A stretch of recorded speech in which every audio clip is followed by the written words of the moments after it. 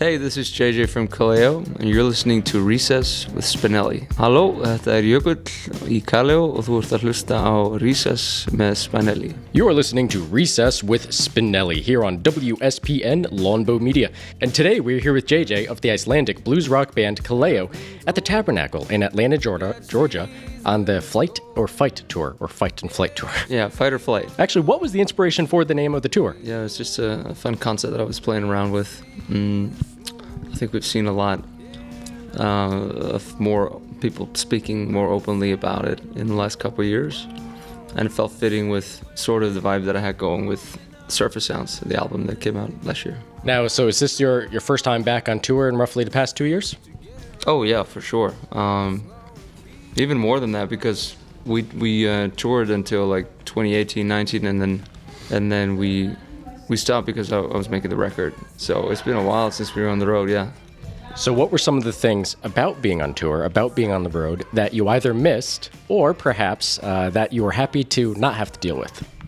There was a lot of things I didn't miss after the last tour. It was a long one. But you know what? Actually, I started missing it during the long pause, and it's actually been really pleasant. So I'm just super grateful, and I guess you're more grateful when you put things into perspective after this pandemic scene. Just to be grateful to be able to play live and people coming out. You kind of forget how magical it is to play a live show. Now, did you largely take the time as a break from music and just relax, or did you take the time to focus on writing new material? I always do my writing. I don't force that. It just kind of comes naturally. But no, I had more space to kind of try to live more of a normal life, if you like. Back home in Iceland also, which I hadn't been able to spend any real time in my home country for about 6 or 7 years. So it was a very different for me. But it was just wonderful, spending more time with family, friends, and more than a couple days or a week at the time. So yeah.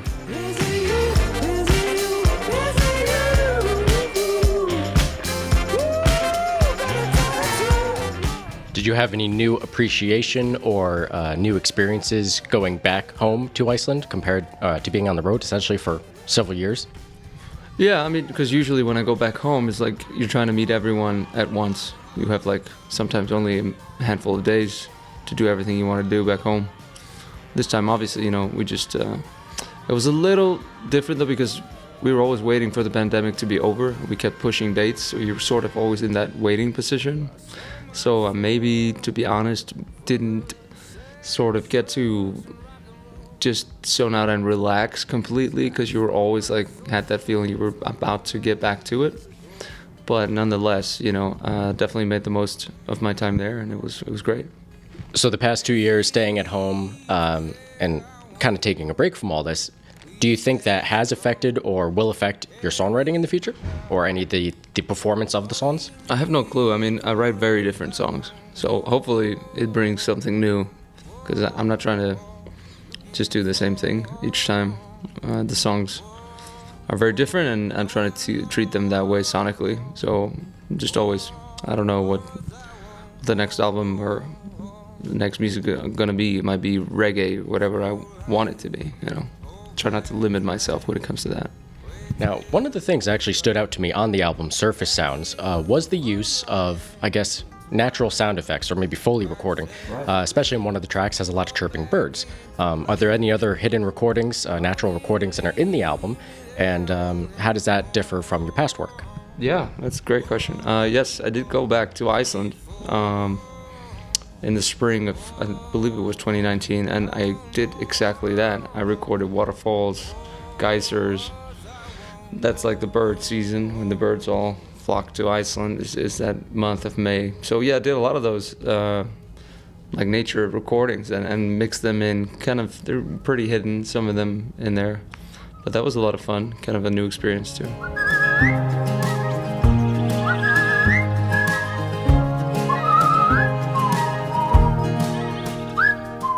One of the other sonic characteristics of the album that stands out to me compared to AB or the debut album from 2013 is the dynamic range of surface sound seems to be much greater in that it kind of reminds me of some classical music or maybe some classic rock albums where it can get really, really low but then really, really loud. Where I feel like a lot of new tracks nowadays usually just kind of stay at the same volume. Well, I'm glad because, yeah, the difference between the sophomore album and the surface sounds, AB and surface sounds, is we literally didn't have much time to record AB, and that was sort of just the vibe for that record, and that's fine, but I appreciate more time in the studio to treat it sonically whatever you want to, and kind of be able to have that time to explore.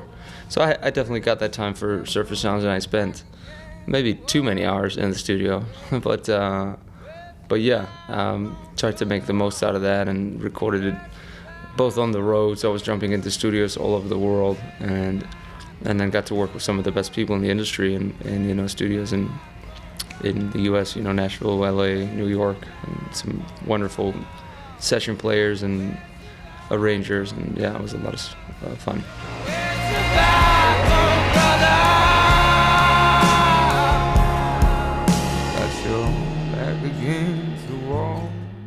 Now, one of the trends I've definitely noticed with the albums over the years is that you have your hard-hitting, fast-paced blues rock, and then you contrast that usually with a slower ballad. Now, for music in general, or at least for your work, do you think that they are necessary to complement one another to appreciate each other? Well, again, it's just like I get tired of doing the same thing, I think, each time, and I think you should keep evolving and yeah, ballads, but also there's disco influence, there's classical music influence, there's blues for sure, up tempo, slow tempo. I have no clue what it's going to be next. I just try not to limit myself to a genre, or it's just as long as it's music and it makes you feel something, I think you're probably doing something right. I feel stronger, I feel stronger than I used to. Most of your tracks are obviously in English. Is there anything thematically that the Icelandic language can bring musically or melodically that maybe English can't? Or vice versa? Yeah, I mean, might be Spanish for me next too, or something else. I just, like you said, naturally I do write mostly in English. But again, I don't know what tomorrow brings. I like singing in the Icelandic language, but it better also be, worth singing. I think the lyrics have to be beautiful as well. So nobody knows. I'm not sure if we'll do more of that in the future. But yes, we do have that one song in Icelandic. Now, actually, as far as Icelandic music culture goes, do most folks typically learn instruments or learn music in school or an out-of-school program? When I went to school as a young kid, there was some music early on. It's mostly like flute and basic stuff. So it's usually, I think, out of school. Like I took piano lessons since I was 8 or 9. Started out on piano, but that was out of school. Yeah. And is there any instrument that you're currently learning that might be added to the repertoire in the future? I hope so. I have a couple that I need to. If there were more hours in the day, I'll have to find time. Right now we're playing, 5 shows a week. There's simply not time to do anything else but try to get through a show each day and then drive for 9 hours to the next spot. I feel later.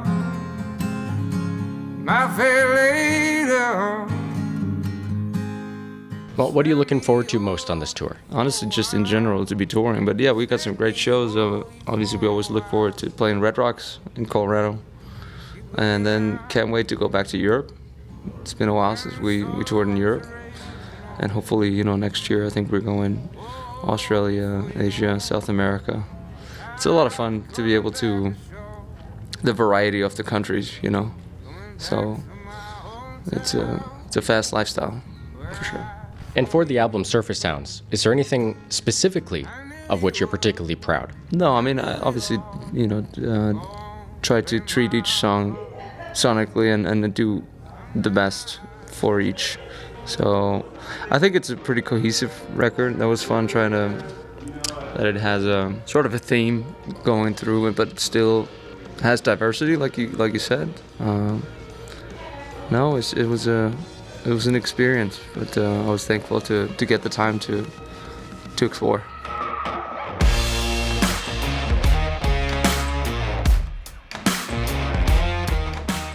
Final question is up to you. There's literally anything you want to say that you think is important to say to our listeners.